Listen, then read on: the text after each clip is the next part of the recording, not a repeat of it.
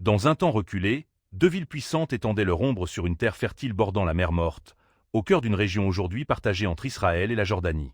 Ces villes, Sodome et Gomorrhe, quoique riches en or, en bâtiments somptueux et en vies humaines, étaient devenues le théâtre d'une corruption si profonde qu'elle déchirait le voile même qui recouvrait la création divine. Leurs rues, pourtant pleines d'activité, résonnaient de murmures d'orgueil, d'injustice, de cris étouffés sous les ténèbres de la débauche et du vice. Les hommes, leurs âmes enténébrées, s'étaient fait esclaves de passions interdites, frappant sans répit à la porte de la décadence. Au milieu de cette tempête de péché, un homme de foi, le prophète Lot, paix soit sur lui, tentait par ses paroles tendres et puissantes de rallumer la flamme de la vertu. Mais ses appels se perdaient dans le vacarme des rires cyniques, des reproches méprisants. Le peuple préférait l'ombre aux lumières divines, préférant la destruction à la renaissance.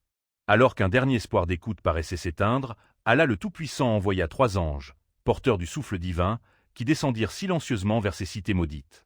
Ces anges, Jibril, Mikaïl et Israfil, étaient les plus glorieux parmi la création.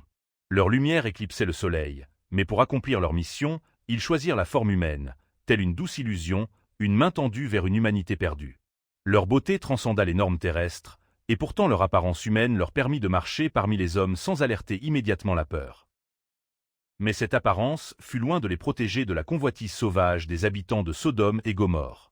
Ceux-ci, aveuglés par leurs désirs, prirent le chemin de la maison du prophète Lot avec une fureur démente, des cris déchaînés, prêts à briser toute barrière de bienséance et d'humanité. Leurs mains se levèrent pour arracher ce qu'ils voyaient comme des proies faciles, leur cœur se fermait à toute lumière. Le prophète Lot, terrible témoin de cette déchéance, se dressa, fragile et digne, devant la déferlante. Ses paroles tremblaient mais portaient la force de la foi, il supplia ses concitoyens d'entendre raison. Il offrit jusqu'à ses propres filles, perles de pureté, espérant ainsi détourner la bête. Mais ces mots s'égarèrent dans le vent de la fureur. Alors, dans un souffle chargé de majesté, les anges dévoilèrent à Lot qui ils étaient, annonçant que la colère d'Allah s'abattrait sur ce peuple qui avait choisi l'oubli. Le dernier ordre fut donné à Lot: fuir immédiatement avec sa famille et ne jamais se retourner, sauf sa femme qui ne serait pas sauvée. Dans la nuit qui précédait le jour funeste, les cieux s'obscurcirent, lourds d'une fureur imminente.